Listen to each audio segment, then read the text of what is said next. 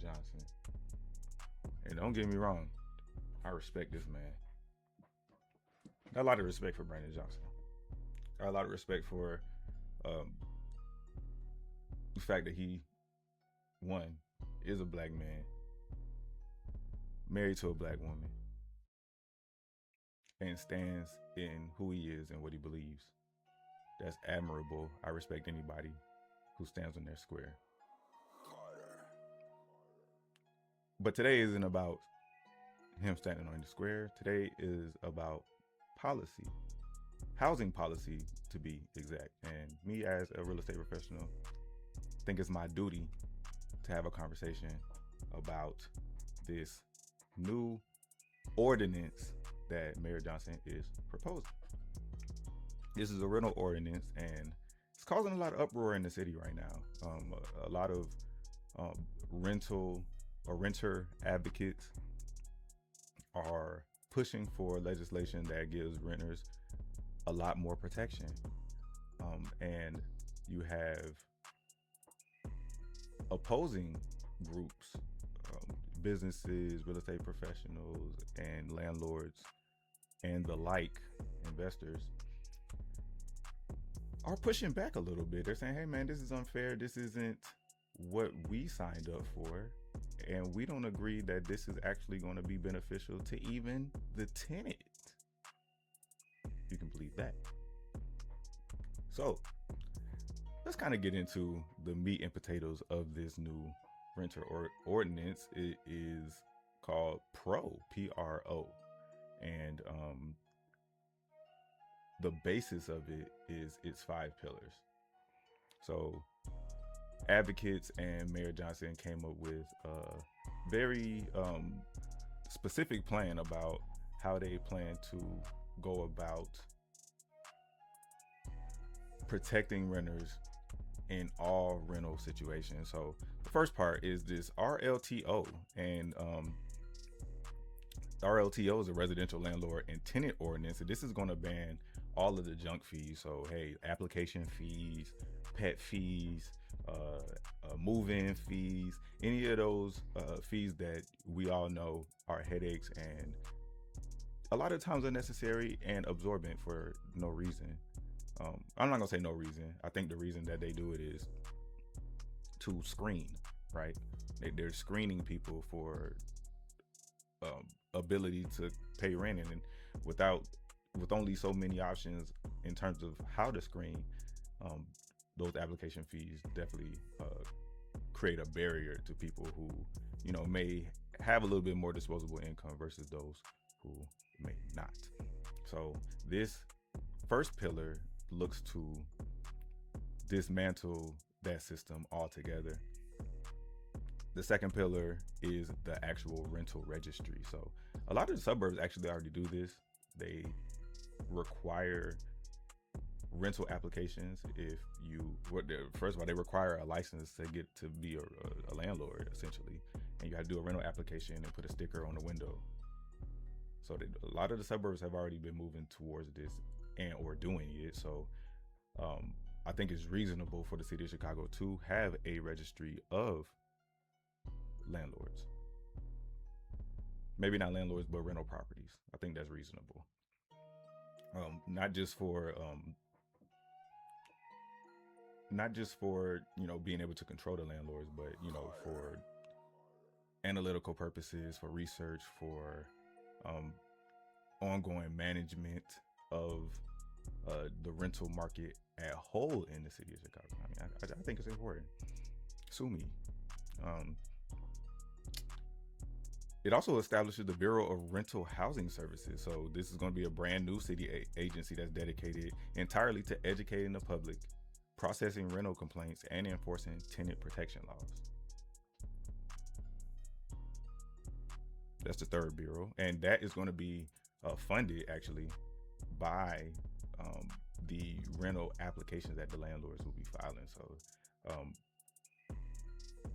I'm presuming that they believe that they can make a substantial amount of money on the rental applications, and that will fund this new department, the Bureau of Rental Housing Services.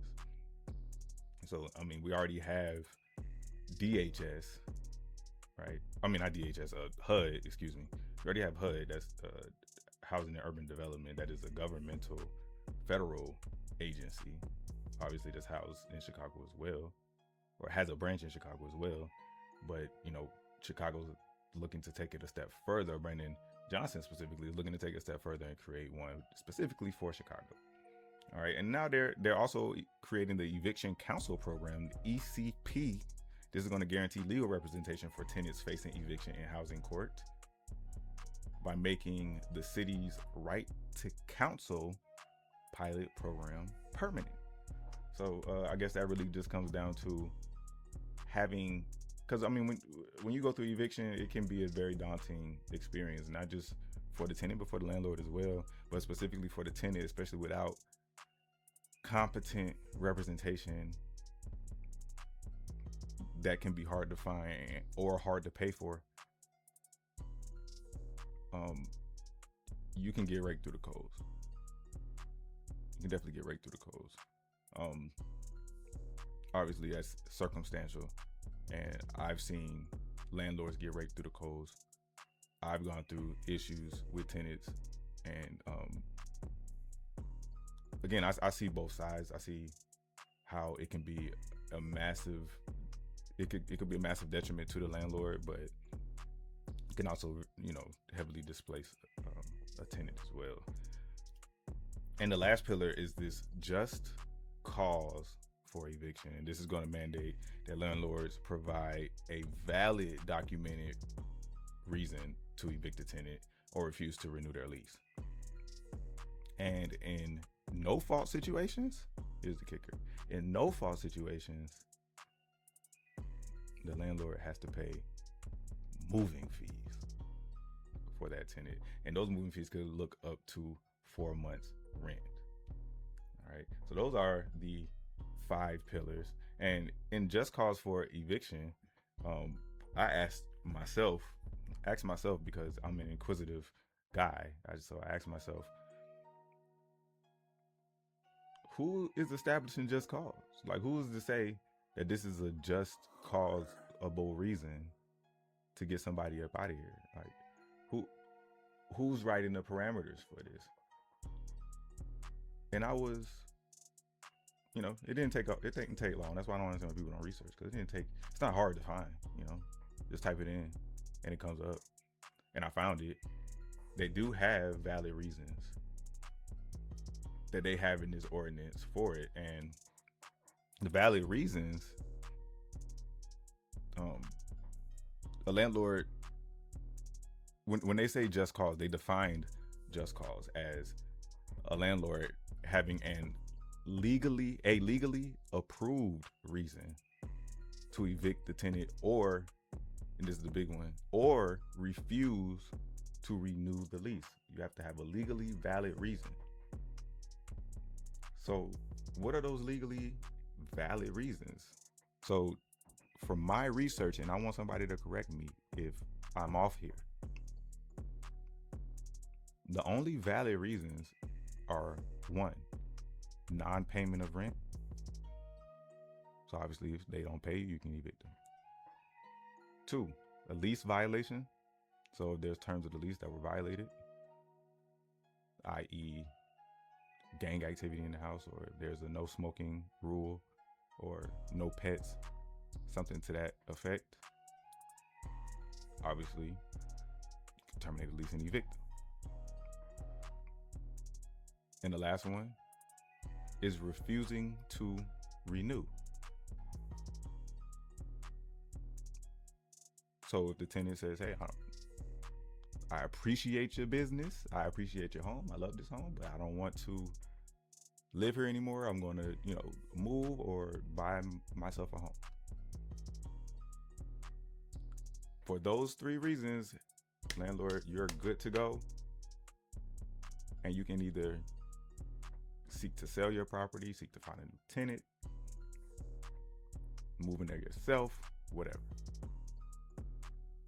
Got control of your property back. Now, no fault reasons are a little bit more strenuous, I would say. And they look like the owner moving in. So hey, if you want to move into your property and the lease is up, and you say, hey, this tenant, I definitely appreciate your business. I know you love the home, but we're choosing to not renew the lease. Your term is up in the next 30 days. So I just wanted to give you a heads up so you know what our plans are and you can move accordingly. If that is your conversation with your tenant, which to me seems very, reasonable. If that's your conversation, you're at fault. And that is not a just cause reason for that tenant to be displaced. All right. Major repairs. So say you wanted to renovate the unit so that you can actually ask for more money in rent, or maybe there was actually some roof damage because we've been getting all these crazy storms, and you really need to replace the whole roof. This is not a just cause reason, landlords. If you want to tear down the home, say you wanted to, take the single family property with new zoning laws that are coming about, and you wanted to make it a multi-family building, you wanted to tear it down, this is not a reason to not renew that lease with that tenant. And lastly, they have condo conversion. So if you wanted to convert this unit into a condo, if your tenant doesn't want to move out, you can't not renew their lease. And I want to be specific when I say you can't not renew their lease. Obviously, you can say, hey, I'm not renewing your lease. But the consequence of that is mandatory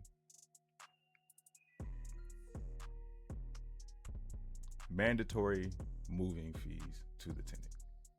And again, those mandatory moving fees can be up to 4 months rent. So I asked myself,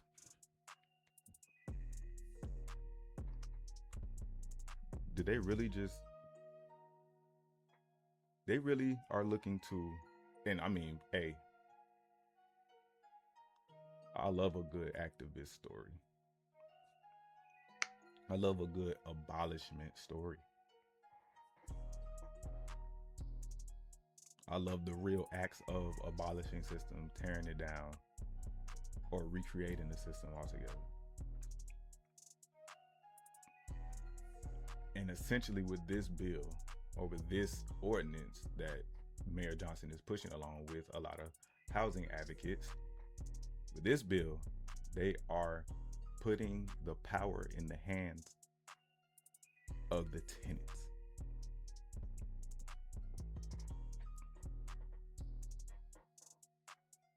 So I asked myself another question.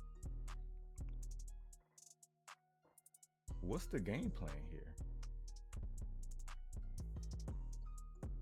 If this ordinance passes, what is the landscape going to look like for investors, real estate professionals who operate in that space, and tenants alike? What is this situation going to look like? So I came to some rational deductions, conclusions. One, well,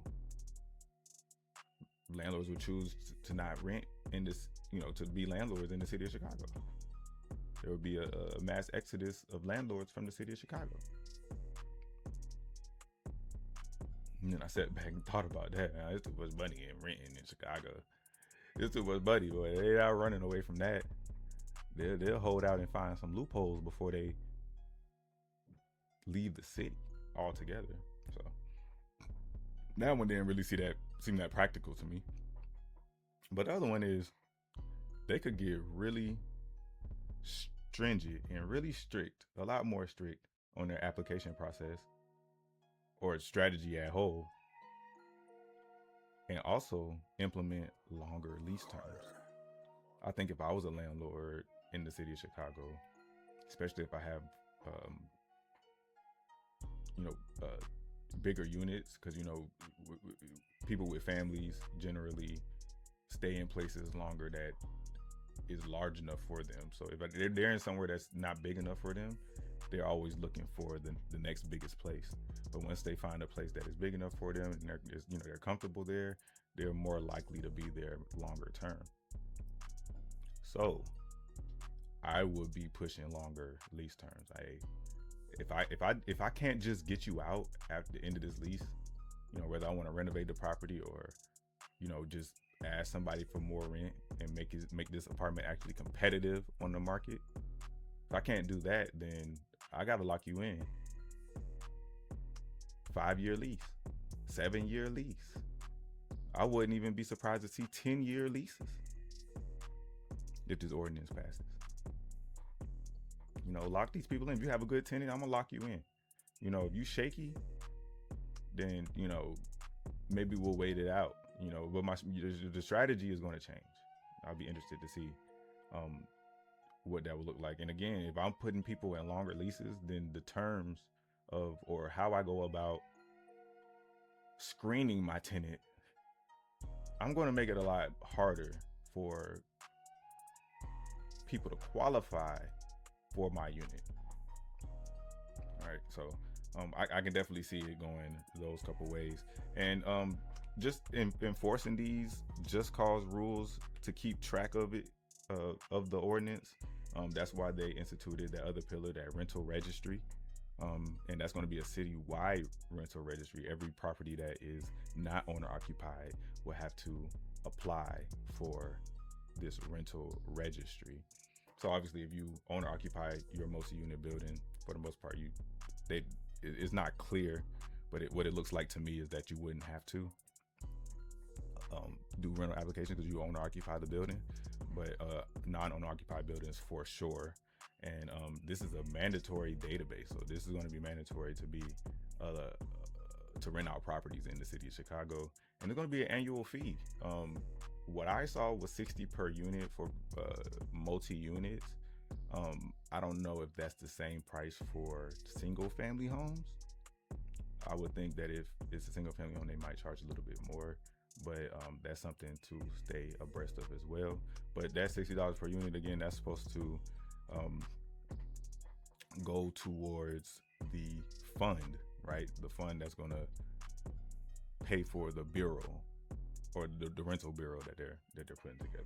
That's going to oversee all the rental housing units in the city. So I said, okay, this is how they're gonna enforce it. Just go, okay, that makes sense. Just stay on top of it. We got the bureau, or you got the rental unit, you got the registry, so you know who's renting, you know who paid, and you know who re-registered, you know who fell off, you know who's coming in, etc. They're paying $60 a unit, so you're bringing in a lot of money. It's a lot of units. So I said, okay, once you include, I can't get them out, you're charging me to be a landlord in the city now. Now what I'm going to do is I'm going to just bake these fees. I'm not going to eat these fees. What happens when tariffs happen? And I keep telling people all the time, they were talking about Trump's tariffs, Trump tariff this, Trump tariff that, bad. Okay. And yes, obviously tariffs didn't work. Cool. Didn't work. Let's go back to the old way. All right. But when these tariffs just first hit, I just thought it was so disingenuous, bro. When tariffs first hit, companies said, well, our cost of production went up. So it costs us more to ship these clothes in here. These multi-billion-dollar companies, y'all. Multi-billion-dollar companies. They say, hey, our cost to ship goods into the country and produce these goods went up. So in order to make up the difference, we got to charge y'all more.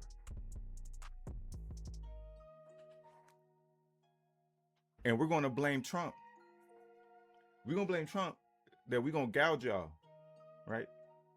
Because, our margins went from here to here. So we're going to put that on here and we're going to say these are tariffs. So bad publicity for Trump. When in actuality, they could have ate the cost and still provided a good for an affordable price to you. Look at gas. All this shit is speculative, y'all. All this is speculative. Look at gas.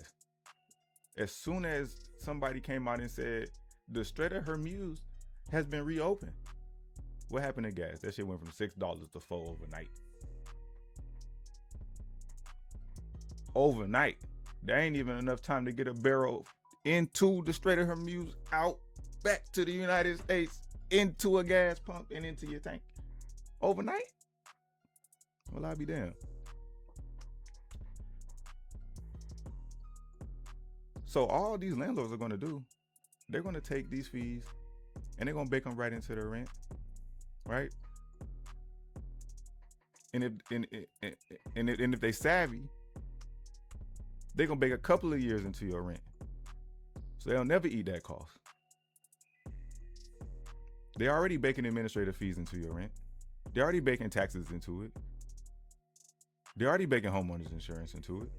And I'm not saying that they're wrong for doing that. I'm not saying that. I'm just stating the facts of the matter. I'm not saying they're right for doing it either. Just stating the facts of the matter. They're going to bake this into the rent. So how y'all going to handle that? Again, simple Google search, y'all. Simple search. Take 30 minutes and do some research. And you will find the answers to your questions, people. So that's what I did. I said, damn, they ain't got no rental caps? Because I thought that's all they're going to do is bake the fees. They don't got rent caps. They don't got a cap on how much I can charge somebody rent in the city of Chicago. Turns out they don't. See, the state of Illinois passed a Rent Control Preemption Act that explicitly bans cities and municipalities from enacting any type of traditional rent control. Well, that sucks. So we do all of this for the price of a rental to just keep going up and the difficulty to get into a rental to just keep going up. See the Chicago say, hold on, man. Brandon say, hey, hold on, man. I thought this through. So in order to build kind of a workaround, because we can't tell them they can't charge more. So when you're in a situation where you can't tell somebody that they can't do something, what do? You just create harder barriers to kind of enforce what you want to do, right? So what are they thinking about doing? We already really mentioned it, but let's say, for instance, the landlord proposes a lease renewal that has a lot of baked in fees, and from your estimation, this is too high. I don't want to pay that. Tenant, knowing that they got the power, they say, hey man, I don't want to pay that. So the tenant rejects the increase and says, you know what? Just move out. The landlord is then penalized and has to pay that mandatory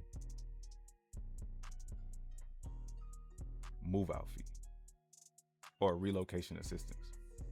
And again, guys, this could be up to 4 months rent. Easily be over $5,000, y'all.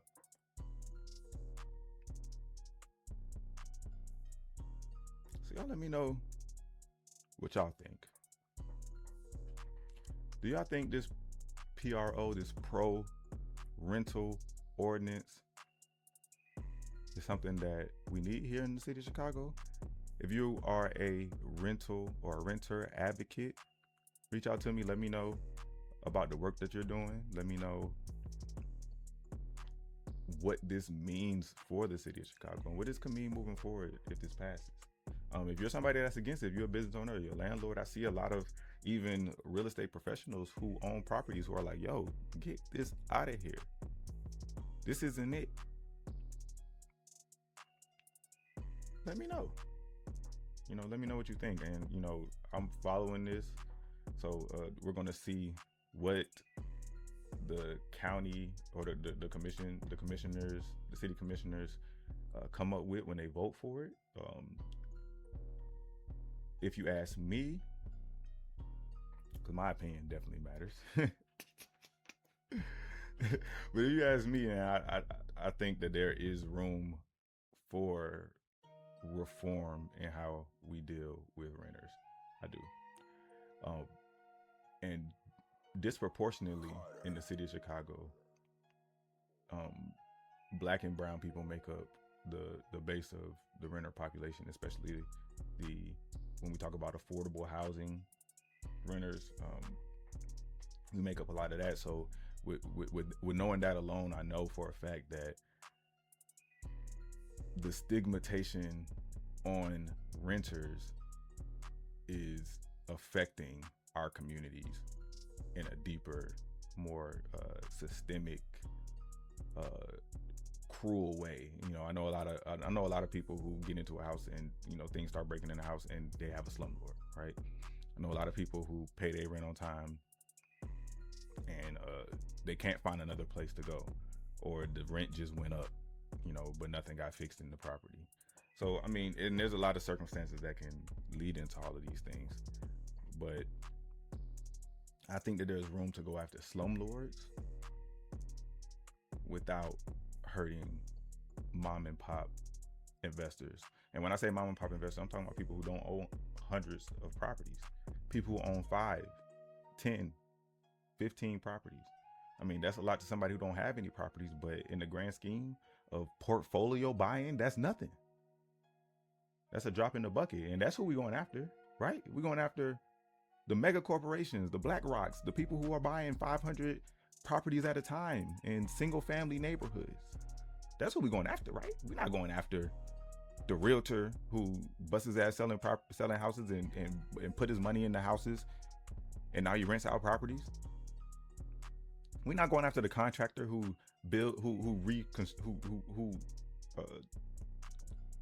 rehabs properties and provides housing stock to the rental population. We're not going after those people, are we? So I think as we have to be intentional about, if you want to dismantle the system, you got to be intentional about that. But I mean, unless you're just saying, okay, those people are casualties of war. And there are some people who say, well, we have to go with casualties of war. I'm just not one of them. I think there's a way that we can bridge that gap without hurting the average investor. I think the American dream today is owning land, owning property. I still think it is. And we not only have to make that accessible, but we have to make it tangible and feasible. Not just for the haves, but for everybody. I ain't saying give people houses, but damn. If it's a house across the street that's dilapidated, been like that for 10 years, yo, that's housing stock that somebody could have rehabbed and put somebody in.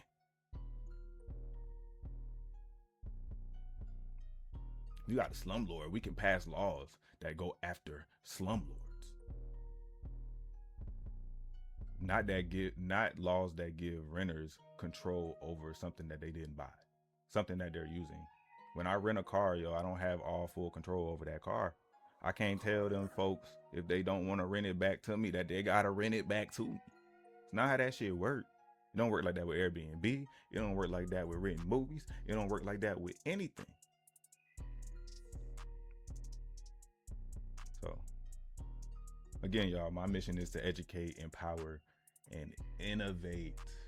So if you are tapped in, or if you need help with anything, or if you need just some more information on this topic, man, make sure you tap in, follow the page, like, comment, subscribe, and hit that link down there, fill out that form, and join the community. All right. And Mayor Johnson, he actually just officially announced this earlier this week. I believe it was Monday. And like I said, it's in the committee phase, and they're going to be debating it. And potentially this will move to a full vote. So like I said, we're going to keep following that story for you guys. Let's go back here.